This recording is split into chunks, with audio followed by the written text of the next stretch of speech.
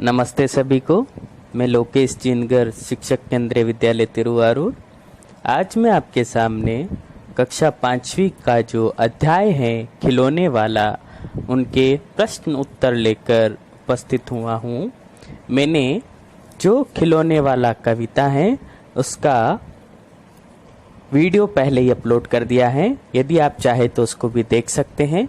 और यह जो वीडियो रहेगा प्रश्न उत्तर से संबंधित रहेगा, तो आप सभी प्रश्न उत्तर देखिए और सीखिए, एंजॉय करिए। अब हम शुरू करते हैं प्रश्न उत्तर, है ना, खिलौने वाला। प्रश्न 1, तुम्हें किसी न किसी बात पर रूठने के मौके तो मिलते ही होंगे। क, अक्सर तुम किस तरह की बातों पर रूठती हो। ख है, माँ के अलावा घर में और कौन कौन है जो तुम्हें मनाते हैं। तो आंसर मीन्स हिंदी में होता है उत्तर। क, जब मुझे अपनी मनपसंद वस्तुएं नहीं मिलती हैं तब मैं रूठ जाती हूँ। अगला है ख आंसर, माँ के अलावा घर के सभी सदस्य जैसे दादा दादी, बड़े भाई बहन और आदि मुझे मनाते हैं। नेक्स्ट है क्वेश्चन नंबर 2, हम ऐसे कई त्योहार मनाते हैं जो बुराई पर अच्छाई की जीत पर बल देते हैं। ऐसे त्योहारों के बारे में और उनसे जुड़ी कहानियों के बारे में पता करके कक्षा में सुनाओ। आंसर है, दशहरा और होली ऐसे त्योहार हैं जिसमें बुराई पर अच्छाई की जीत पर बल दिया जाता है। दशहरा में राम की जीत व होली में होलिका दहन की कहानी है। पहला हम देखते हैं दशहरा। दशहरा में क्या होता है। दशहरा, इस दिन श्री राम ने लंका के राजा रावण को मारकर अपनी पत्नी मतलब वाइफ सीता को मुक्त करवाया था। रावण राक्षसों का राजा था। उसने समस्त भूमंडल पर अधिकार कर लिया था। स्वर्ग के देवता भी उनके कारागार में बंदी थे। मतलब जो स्वर्ग के देवता थे वो भी उनकी जेल में थे। कारागार मतलब होता है जेल में बंदी थे। देवता से लेकर मानव तक उसके अत्याचारों से परेशान थे। एक दिन राम की अनुपस्थिति में उसने बलपूर्वक सीता का हरण कर लिया। मतलब रावण ने क्या किया है, सीता माता का अपहरण कर लिया था, मतलब किडनैप कर लिया था। अतः राम ने सुग्रीव के साथ मिलकर लंका पर चढ़ाई की। युद्ध में रावण राम के हाथों मारा गया। राम ने पूरे भूमंडल को उसके अत्याचारों से मुक्त करवाया। दशहरा राम की रावण पर विजय और अधर्म पर धर्म की जीत की कहानी कहता है। तो यह तो देखा था हमने दशहरा का त्योहार। अब हम देखते हैं होली के साथ अनेक दंत कथाएं जुड़ी हुई है। होली से एक दिन पहले पूर्णिमा की रात्रि को होली जलाई जाती हैं।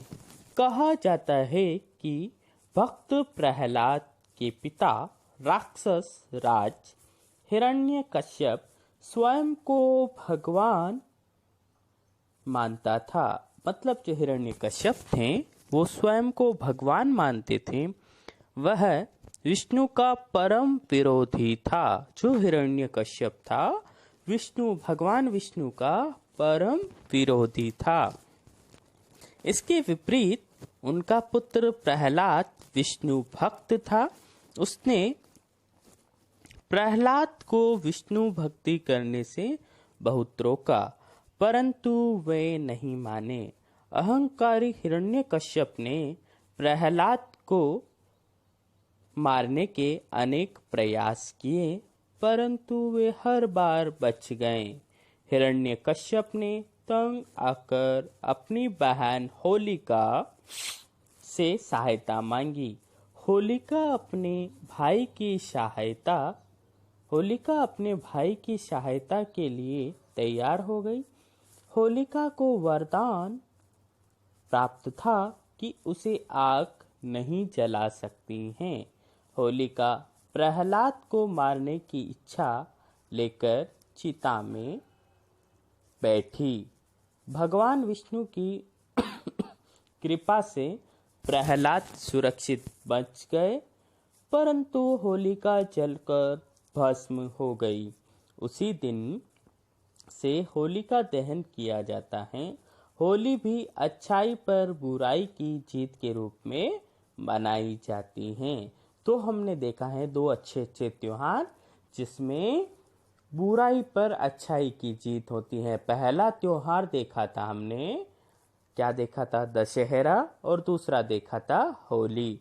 अब हम नेक्स्ट क्वेश्चन की तरफ मूव करते हैं। क्वेश्चन नंबर 3, क्वेश्चन मीन्स प्रश्न, है ना।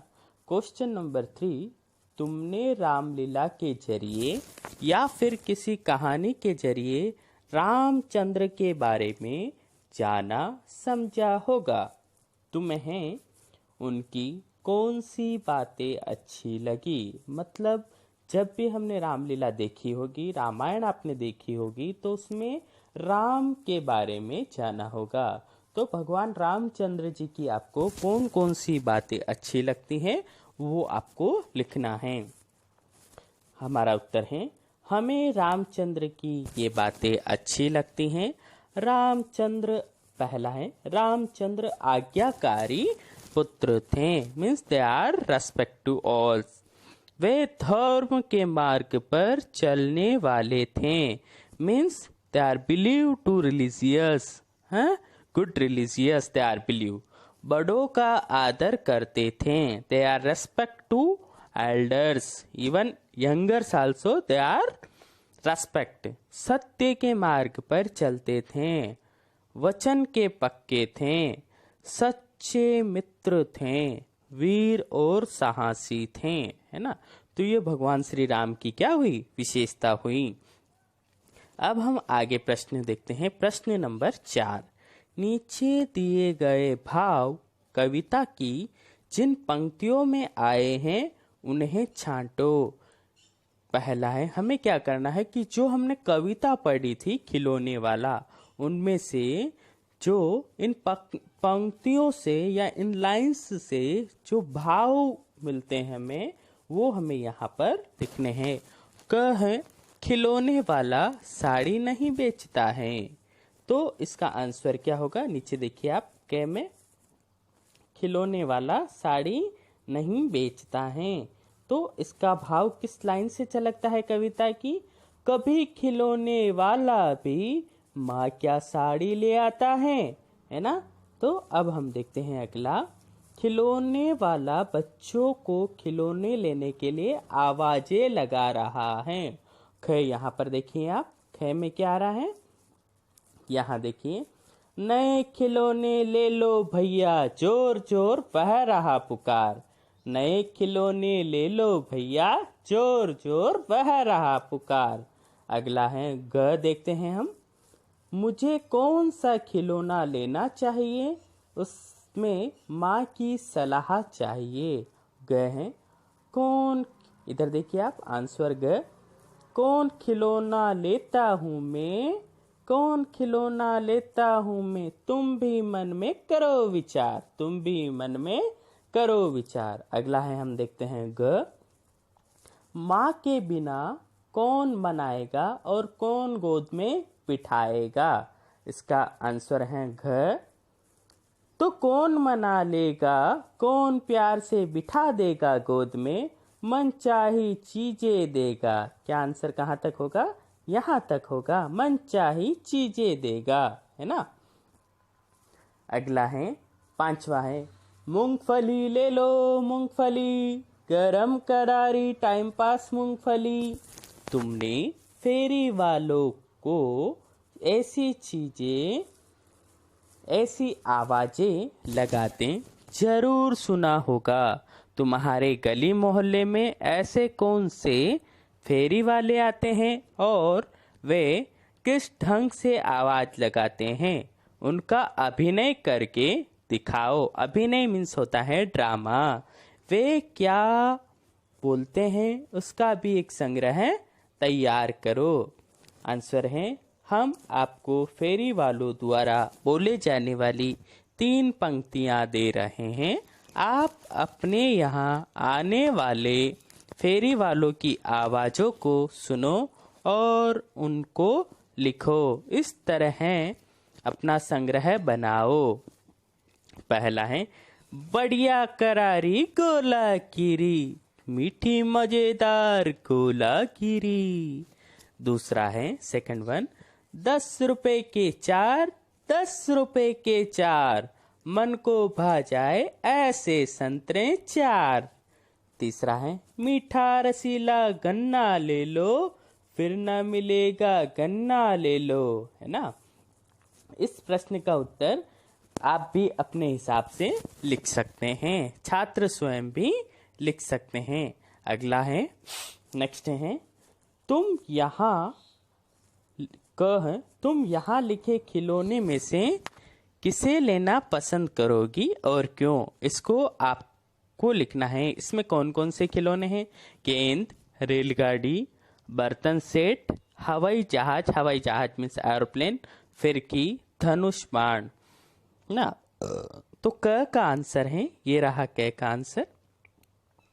मैं गुड़िया लेना पसंद करूंगी, मेरे पास पहले से ही ये सारे खिलौने हैं। एक गुड़िया नहीं थी, इसलिए मैं गुड़िया लूंगी, उसे सजाऊंगी और उसके साथ खेलूंगी। मैं अपने साथियों के साथ क्रिकेट, लूडो, पाला। अगला है ख, तुम अपने साथियों के साथ कौन कौन से खेल खेलती हो। तो उसका आंसर ये रहा ख, मैं अपने साथियों के साथ क्रिकेट, लूडो, पाला, व्यापार, पकड़म पकड़ाई इत्यादि खेल खेलती हूँ, है ना। इन दोनों के आंसर आप अपने हिसाब से भी लिख सकते हैं। जो आपको अच्छा लगता है वह भी आप लिख सकते हैं। नेक्स्ट क्वेश्चन है, खिलौने वाला शब्द संज्ञा में वाला जोड़ने से बना है। मतलब यहाँ पर जो संज्ञा शब्द था कौन सा था? खिलौना। खिलौना से बना है खिलौने। खिलौना मतलब एक वचन, खिलौने मतलब बहुवचन। यहाँ पर खिलौने शब्द में वाला जोड़ने से खिलौने वाला बना है। नीचे लिखे वाक्यों में रेखांकित हिस्सों को ध्यान से देखो और संज्ञा, क्रिया आदि पहचानो, है ना। पान वाले की दुकान आज बंद है। तो पहला है पान वाला, नीचे आंसर लिख रखा है। Just we are moving down side, you will see the answer. पान वाला जो है जातिवाचक संज्ञा है, क्योंकि this is not particular shop name, that's why we are telling जातिवाचक संज्ञा, ये कॉमन नाम है। मेरी दिल्ली वाली मौसी बस कंडक्टर हैं। यहाँ पर जो दिल्ली वाली हैं ये पर्टिकुलर नेम है, इसलिए यहाँ पर क्या आया है? यहाँ आया है व्यक्तिवाचक संज्ञा। थर्ड वन, महमूद 5 बजे वाली बस से आएगा। तो इसका है 5 बजे वाली। ये क्या है? विशेषण है, क्योंकि यह विशेषता बता रहा है। अगला है, नंदू को बोलने वाली गुड़िया चाहिए। तो यहाँ पर बोलने वाली क्या है? क्रिया है। क्या है? जिस क्रिया है बोलने वाली। अगला है, दाढ़ी वाला आदमी कहाँ है? दाढ़ी वाला, यहाँ पर आदमी मतलब व्यक्ति, यहाँ पर संज्ञा है। दाढ़ी वाला मतलब संज्ञा है ना। आदमी भी आ रहा है यहाँ पर, इससे हम पता कर सकते हैं कि यहाँ पर संज्ञा है। इस सामान को ऊपर वाले कमरे में रख दो। ऊपर वाले में क्या है? क्रिया विशेषण है, क्योंकि इसने विशेषता की भी क्या बताई है? विशेषता बताई है, क्रिया की विशेषता बताई है ना। अगला है, मैं रात वाली गाड़ी से जम्मू जाऊंगी। यहाँ पर रात वाली जो शब्द है वह विशेषण है, विशेषता बता रहा है। अगला है क्वेश्चन 1, क्या तुमने रामलीला देखी है? रामलीला की किसी एक लघु कहानी को चुनकर कक्षा में रामलीला प्रस्तुत करो। तो उत्तर है, इस प्रश्न का उत्तर छात्रों को स्वयं ही करना होगा। इससे अभिनय करने के लिए कहा गया है, अतः इसे छात्रों को स्वयं ही करना पड़ेगा। हम आपको विषय बता सकते हैं, बच्चे भारत और राम मिलाप पर रामलीला का मंचन कर सकते हैं। अगला है, इस कविता में 3 नाम राम, कौशल्या और ताड़का आए हैं। ये तीनों नाम किस प्रसिद्ध कथा के पात्र हैं? आपको सोचना है फिर लिखना है। तो क का पहला आंसर है दिस वन के फर्स्ट आंसर इज देयर। ये तीनों पात्र रामायण के हैं। रामायण को रामचरितमानस के नाम से भी जाना जाता है। तो ख क्वेश्चन है, यहीं रहूंगा कौशल्या में, तुमको यहीं बनाऊंगा। तो ख का आंसर है, इन पंक्तियों का कथा से संबंध है कि कविता का बच्चा अपनी माँ के पास रहना चाहता है। वह अपनी माँ को कौशल्या और स्वयं को रामचंद्र मानता है। रामचंद्र जी 14 वर्षों के लिए अपनी माँ से दूर हो गए थे, परंतु बच्चा अपनी माँ से दूर नहीं जाएगा। वह कौशल्या के साथ ही रहेगा, है ना। किसके साथ रहेगा? कौशल्या के साथ रहेगा। क्वेश्चन ग है, इस कथा की